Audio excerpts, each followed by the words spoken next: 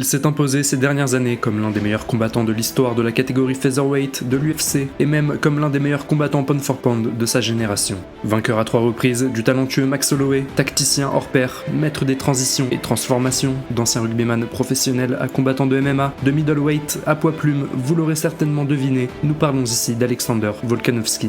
Par sa totale dévotion, son travail acharné et son mental d'acier, Volkanovski a tout simplement déjoué tous les pronostics, fait taire toutes les critiques et cimenté son statut de légende vivante du MMA. Car si l'Australien n'impressionne peu par sa taille, soyez sûr que sa force de caractère, son génie et ses accomplissements dans la cage sont bien parmi les plus grands que le sport n'ait jamais connus. Tout au long de son parcours, Alexander Volkanovski n'a en effet eu aucun mal à faire de sa faiblesse apparente une arme ô combien redoutable au point d'anéantir toute concurrence et même faire jeu égal avec des forces supposées imprenables et appartenant à des catégories supérieures. Mais pour comprendre ce qui a fait la réussite et le succès d'Alexander Volkanovski, il faut d'abord revenir aux origines, se replonger dans son histoire, son enfance et tenter de comprendre comment l'Australien, au gré de ses rencontres, de ses épreuves, a forgé ce mental de champion, immuable, incassable. Comment est-ce que l'Australien est-il passé de rugbyman prometteur mais moqué à combattant de MMA talentueux et dominant? Comment est-ce que celui que l'on surnomme le Grand a-t-il surmonté les obstacles, déjoué les prédictions pour devenir le champion du monde incontesté de sa discipline et jusqu'où peut-il encore aller? Tout simplement. Qui est Alexander Volkanovski?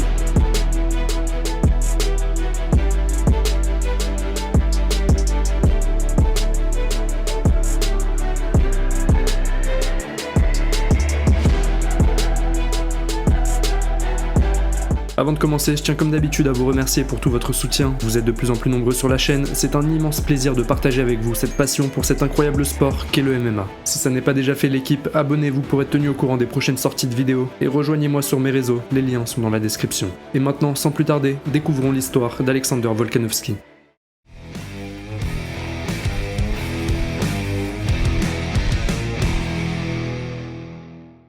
Alexander Volkanovski naît le 29 septembre 1988 dans la localité de Pearl Harbor, en Nouvelle-Galles du Sud, en Australie. Il grandit dans une famille assez modeste aux côtés de son frère aîné et de ses parents, son père travaillant dans la construction et sa mère s'occupant du foyer. Par son père, Alexander est d'origine macédonienne et par sa mère d'origine grecque. C'est d'ailleurs en référence à ses origines qu'il changera plus tard son surnom, initialement The Hulk pour The Great, clin d'œil à Alexandre le Grand. Dès son plus jeune âge, Alexander sera moqué par ses pairs en raison de sa petite taille, mais le jeune Australien fait preuve très tôt d'un esprit de compétiteur et plutôt que de subir passivement ses critiques et moqueries sur son physique, il décide de s'impliquer avec détermination dans le sport, avec la solide conviction qu'il peut, malgré sa petite taille, accomplir de grandes choses. Si c'est d'abord dans le football, comme beaucoup de jeunes de son âge, qu'Alexander mettra les pieds, c'est dans la lutte gréco-romaine qu'il se montrera très vite talentueux, au point même de remporter à l'âge de 12 ans 2 titres de championnat national. Mais s'il se destinait à une carrière prometteuse dans cette discipline, le petit Alexander en décide tout autrement, lui qui a faim de challenge, soif de nouveaux défis, et qui 2 années plus tard met le voile sur un nouveau sport, le rugby à 13.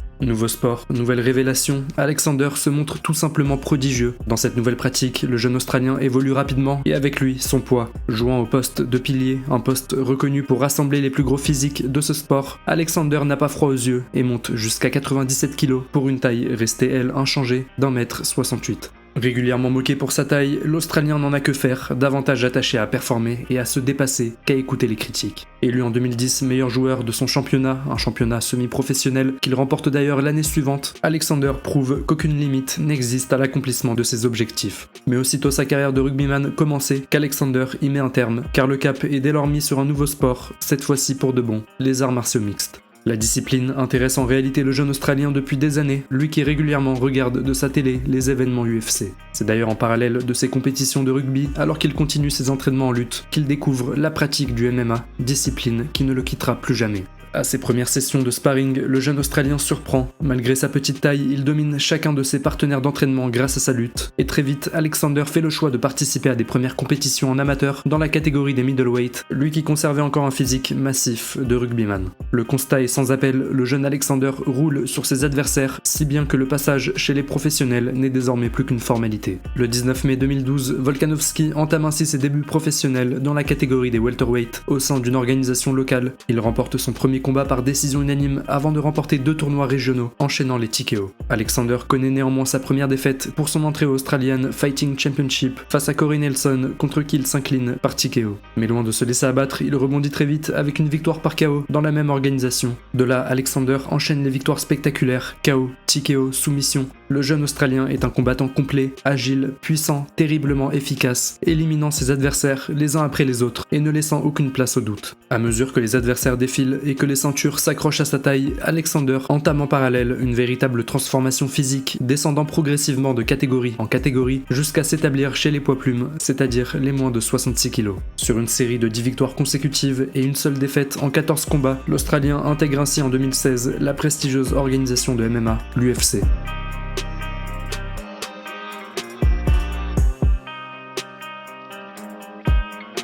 Pour son premier combat au sein de l'organisation de Dana White, Alexander Volkanovski a l'opportunité de combattre sur sa terre natale en Australie. Il y affronte le japonais Yusuke Kasuya dans la catégorie des lightweight. Après un premier round dans lequel les deux hommes s'engagent dans une épreuve de force, Alexander met fin aux hostilités dans la seconde reprise en infligeant un TKO à son adversaire après l'avoir intelligemment immobilisé au sol, puis achevé en ground and pound. Des débuts réussis pour l'Australien qui, après cette victoire, redescend de catégorie pour s'établir définitivement chez les moins de 66 kg. Celui que l'on surnomme paradoxalement le Grand va alors enchaîner les combats et les victoires. En un peu plus d'une année, il effectue ainsi 4 combats qu'il remporte tous, dont 2 victoires notables, l'une face à Jeremy Kennedy, invaincu jusqu'alors en 11 combats, qu'il termine par TKO, et l'autre face au vétéran Darren Elkins sur ses victoires consécutives à l'UFC, contre qui il s'impose par décision unanime. Désormais imbattu en 15 confrontations, depuis 2013, Alexander s'élève peu à peu dans les classements de l'UFC et s'impose comme l'un des plus gros prospects de la catégorie des featherweight. Devant cette montée irrésistible, l'organisation décide de placer l'Australien face à son plus gros test en carrière, un lutteur de renom à la main très lourde, Chad Mendes. Le combat a lieu à Inglewood, en Californie, sur la carte de l'UFC 232, qui opposait en main event John Jones à Alexander Gustafsson.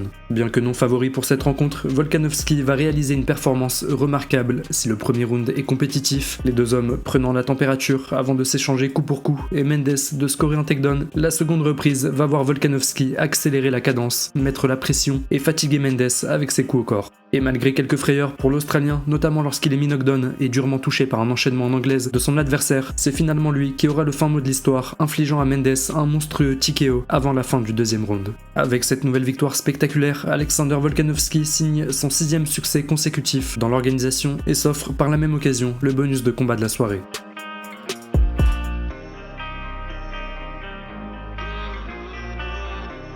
Avec cette victoire, Volkanovski n'est désormais plus qu'à un combat du titre et le dernier obstacle avant le title shot s'appelle ni plus ni moins José Aldo. Véritable légende du MMA, ancien champion de l'UFC qui fut invaincu pendant près de 10 ans, le Brésilien vient tout juste de trouver un second souffle depuis ses défaites face à Conor et Max Holloway avec 2 nouvelles victoires obtenues par TKO. De nouveau l'underdog dans cette rencontre qui a en plus lieu à Rio de Janeiro, terre natale de l'ancien champion. Volkanovski va pourtant délivrer l'une de ses plus belles performances en carrière. Il va appliquer son game plan à la perfection, annulant intelligemment le jeu d'Aldo grâce à ses feintes et à ses mouvements incessants. Au terme des 3 rounds, il devient le premier homme à infliger à José Aldo une défaite par décision unanime. Il ne fait désormais plus aucun doute, Alexander Volkanovski sera le prochain challenger au titre qui est détenu par l'énigme que personne n'a su résoudre depuis 2013, elle s'appelle Max Holloway.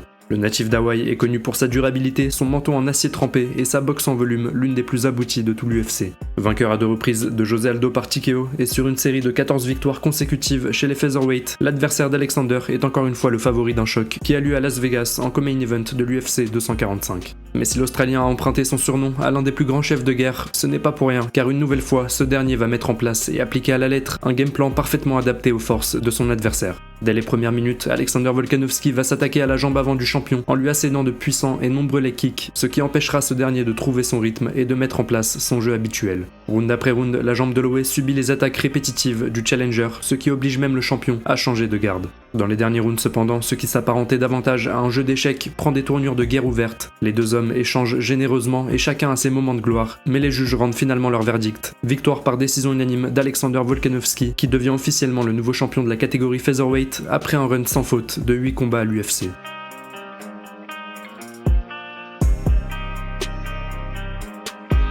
Après cette victoire certes méritée mais obtenue dans la difficulté, il est question d'une revanche immédiate entre les deux hommes, Max Holloway ayant régné sur la catégorie comme aucun autre ne l'avait fait avant lui, hormis José Aldo. Le combat retour a ainsi lieu à Abu Dhabi le 12 juillet 2020 en co-main event de l'UFC 251, opposant Kamaru Usman à Jorge Masvidal. Mais cette fois-ci, le combat entre ces deux géants des featherweight sera beaucoup plus compétitif et serré que lors de leur première rencontre, Holloway ayant su faire les réajustements nécessaires et s'adapter au game plan du nouveau champion. Contrairement au premier combat, c'est ainsi Max Holloway qui prendra l'avantage dans les premiers rounds, gérant beaucoup mieux la distance et les leg kicks dévastateurs de son adversaire et marquant chaque fin de round par des moments très forts. Dans les reprises suivantes, néanmoins, Volkanovski montrera une véritable âme de champion en parvenant à adapter son jeu et à trouver les ressources nécessaires pour faire pencher aux yeux des juges la balance en sa faveur. Au terme de 5 rounds, dont certains extrêmement compliqués à scorer, les juges déclarent finalement Alexander Volkanovski vainqueur par décision partagée. L'Australien reste ainsi le champion incontesté de la catégorie, devenant le premier homme à battre à 2 reprises Max Holloway. Toutefois, l'issue du match sera loin de faire l'unanimité, nombreux sont ceux ayant vu Max Holloway s'imposer et qualifiant même cette décision de vol.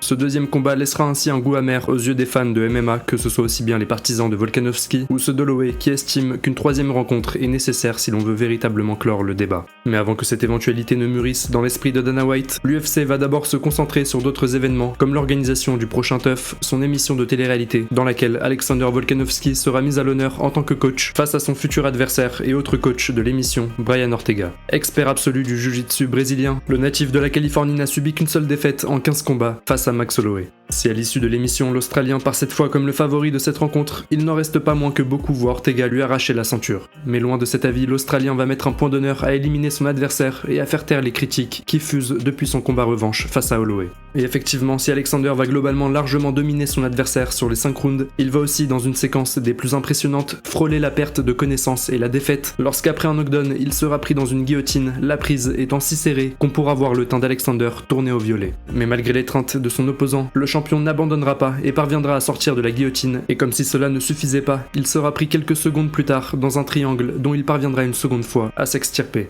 La fin du combat tournera à la punition pour le challenger vidé de ses forces après ses tentatives de soumission échouées. Alexander Volkanovski demeure ainsi le champion incontesté de la catégorie, prolongeant sa longue série de victoires. Mais surtout, la popularité d'Alexander après ce combat fait littéralement un bond en avant. La sphère MMA et le grand public commencent véritablement à s'intéresser à l'Australien et surtout à mettre du respect sur son nom, prenant la pleine mesure, enfin, des accomplissements qui sont les siens. Il lui aura fallu affronter et battre un José Aldo en territoire ennemi, vaincre à 2 reprises l'énigme que constitue Max Holloway. Il aura fallu qu'il soit au bord de l'évanouissement, au bord de la défaite imminente, pour que lui soit enfin rendu tout le respect et le crédit qui lui reviennent. Mais Alexander Volkanovski n'a pas décidé de s'arrêter là. En si bon compétiteur qu'il est, il veut nettoyer toute la catégorie et ambitionne déjà de monter chez les lightweights, littéralement la catégorie de la mort, tant les tueurs y sont nombreux, pour espérer rentrer dans le cercle très restreint des doubles champions. Mais pour l'heure, Volkanovski a d'abord les yeux rivés vers son prochain adversaire, autre légende des featherweight, The Korean Zombie. Volkanovski l'assure, cette fois-ci, le combat n'ira pas à la décision. Chose dite, chose faite, l'Australien va délivrer une complète masterclass durant 4 rounds d'un combat à sens unique, avant d'infliger à son adversaire un énorme TKO. 3e défense de titre et 21e victoire consécutive pour Alexander Volkanovski, qui s'impose progressivement comme l'un des combattants les plus dominants de tout l'UFC.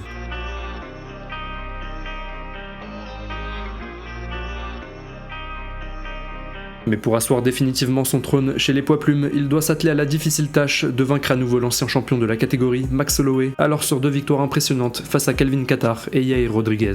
La trilogie est programmée pour l'UFC 276 et se tiendra à Las Vegas. Combat de rédemption pour Holloway ou confirmation pour The Great, le choc tant attendu tendra finalement vers la deuxième option. En effet, Alexander Volkanovski, que plus rien ne semble désormais arrêter, va surclasser sur les 5 rounds son rival en striking et asseoir sans l'ombre d'un doute sa domination sur l'Hawaïen, qui contre toute attente se montrera complètement dépassé par la vitesse du champion, ses mouvements, son travail en leg kick et surtout son intelligence de jeu. À l'issue de 5 rounds d'un combat presque à sens unique, Alexander Volkanovski s'impose par décision unanime et clôt ainsi l'une des plus importantes rivalités que la catégorie des poids plumes n'ait jamais connue. Celui que l'on surnomme le Grand est désormais sur une incroyable série de 22 victoires consécutives, dont 12 à l'UFC, et prend désormais la place de combattant ultime de l'organisation, la place du champion le plus dominant, toutes catégories confondues.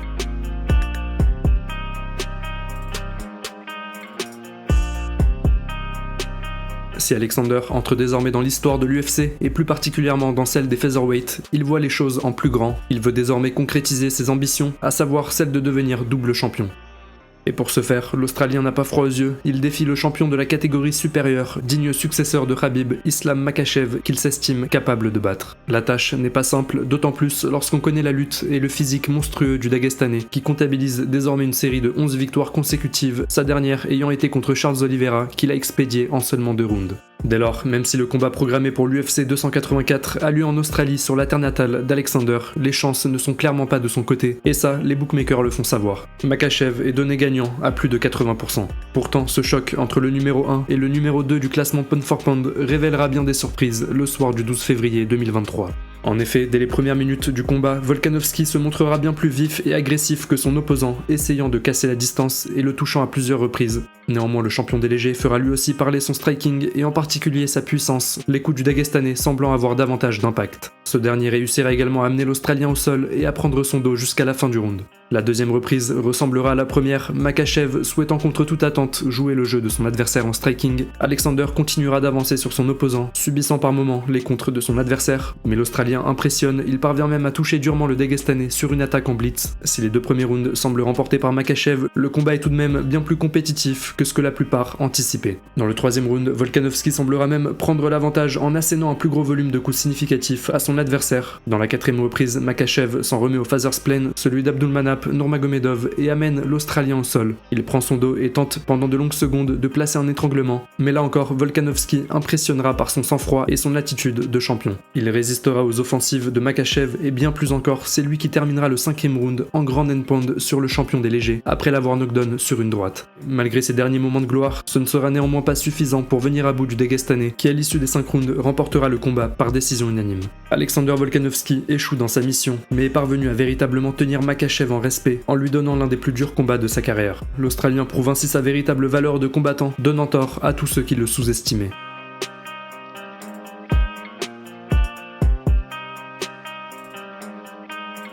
Depuis cette défaite, Alexander n'a plus combattu. Il devrait néanmoins faire son retour le 9 juillet prochain face au nouveau contender chez les featherweight, le Mexicain Yair Rodriguez.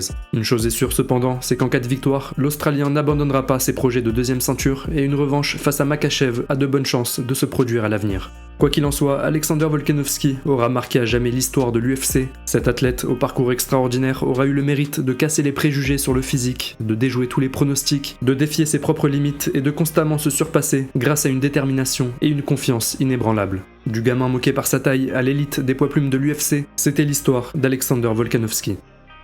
J'espère que ce compte sur Alexander Volkanovski vous aura plu. Si c'est le cas, mettez un petit like et surtout explosez-moi le bouton s'abonner et dites-moi en commentaire le combattant ou la combattante que vous souhaiteriez voir dans un prochain compte. Sur ce, prenez soin de vous et je vous dis à bientôt.